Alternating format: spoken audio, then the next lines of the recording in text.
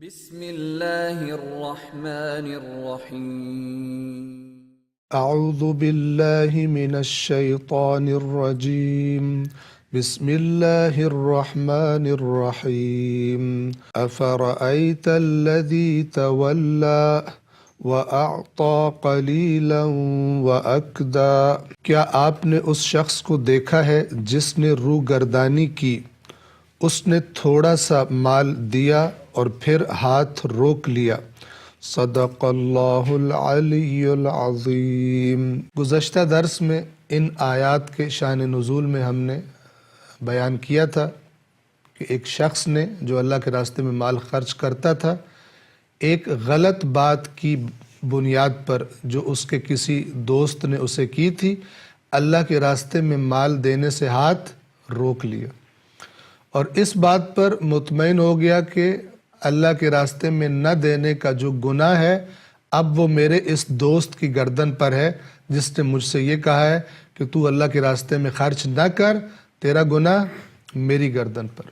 توجہ فرمائیں، میں عرض کر رہا تھا کہ دین کو غلط طریقے سے حاصل کرنا اور سیکھنا یہ انسان کو بدترین نقصان اور گھاٹے سے دوچار کر دیتا ہے، کیونکہ انسان اپنے غلط نظریات کو حق سمجھتا ہے، اور جب حق سمجھتا ہے تو بعض اوقات پھر ان کے لیے لڑنے مرنے پر تیار ہو جاتا ہے، اور سمجھ رہا ہوتا ہے کہ میں حق پر ہوں۔ اور اس رویے کی طرف قرآن کریم نے اشارہ کیا ہے۔ کرتے غلط کام ہیں گمراہ راستے سے ہٹے ہوئے، لیکن سمجھتے ہیں کہ ہم ہدایت یافتہ ہیں۔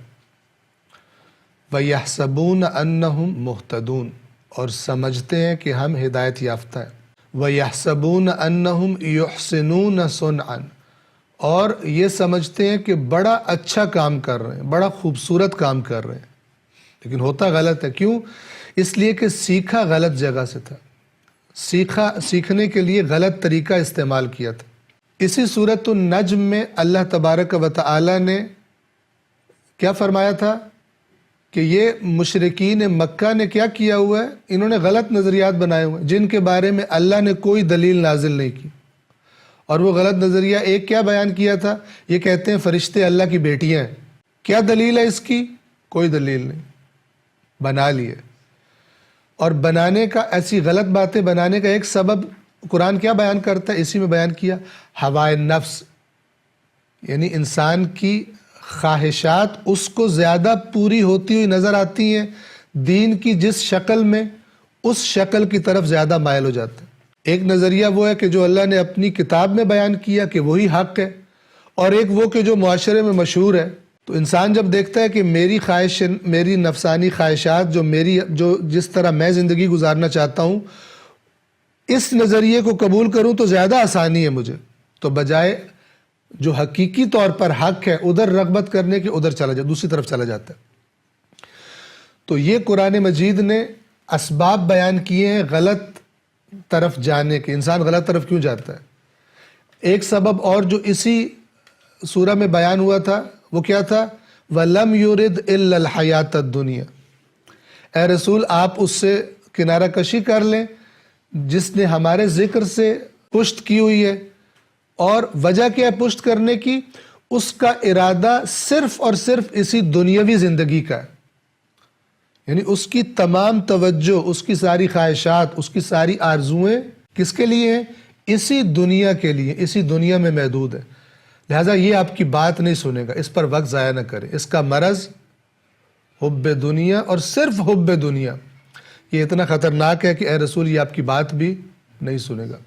اب دیکھیں، جب انسان غلط طریقے سے چیزوں کو اپنے ذہن میں جگہ دے دیتا ہے، نظریات کو اپنے ذہن میں جگہ دے دیتا ہے، تو پھر بعض اوقات بالکل اس کے نظریات بے بنیاد اور بیہودہ قسم کے ہوتے ہیں، لیکن وہ سمجھ رہا ہوتا ہے یہی ٹھیک ہے۔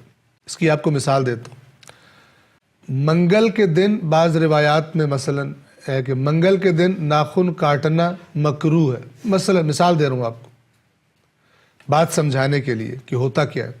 تو بعض جو قدیم خواتین تھی، پرانی خواتین تھی، وہ کیا کرتی تھی کہ بیٹا ہے، بچہ ہے، نماز نہیں پڑھ رہا، اسے کوئی پرواہ نہیں، ماہ رمضان آیا، روزہ نہیں رکھ رہا، کوئی مسئلہ نہیں ہے.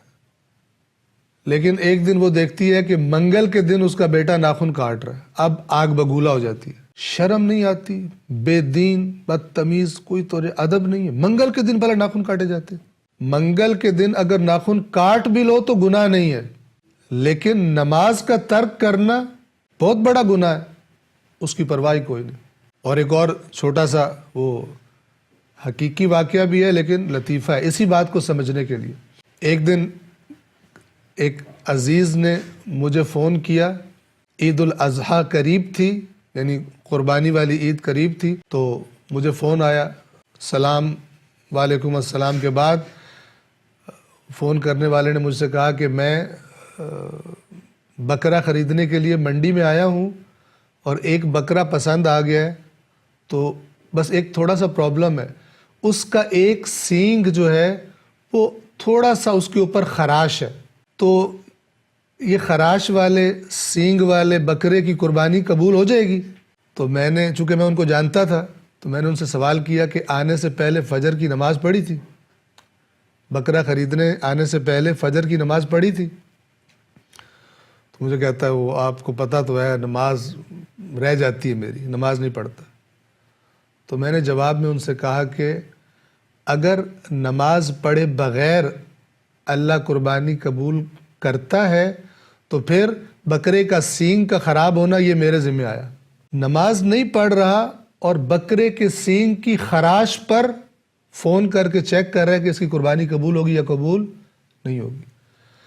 تو ہم لوگوں نے غلط طریقے سے دین کے بارے میں غیر سنجیدہ رویہ اختیار کیا.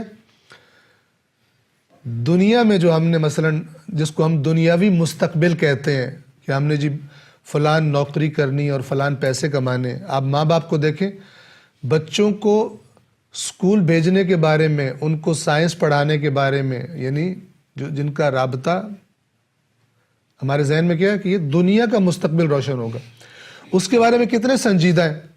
اس کے بارے میں یہ نہیں چاہتے کہ بس ادھر ادھر سے سن کے فزکس سیکھ لے, ادھر ادھر سے سن کے کیمسٹری سیکھ لے. نہیں کرتے ایسا, روزانہ اسکول بھیجتے ہیں اس کو تاکہ سنجیدگی کے ساتھ تعلیم حاصل کرے.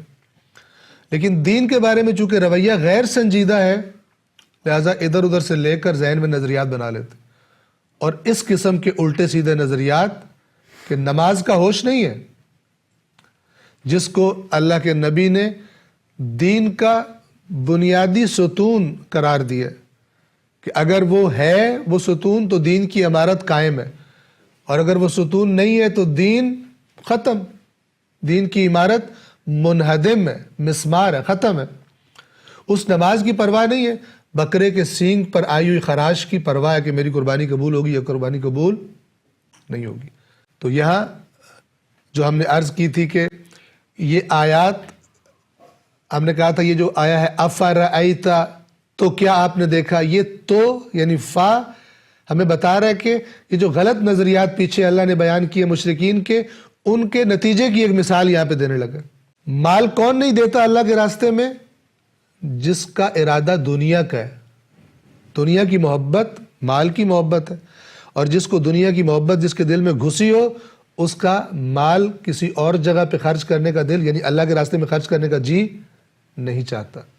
انشاءاللہ ان باتوں پر ہم سب غور کریں گے. والسلام علیکم ورحمۃ اللہ وبرکاتہ.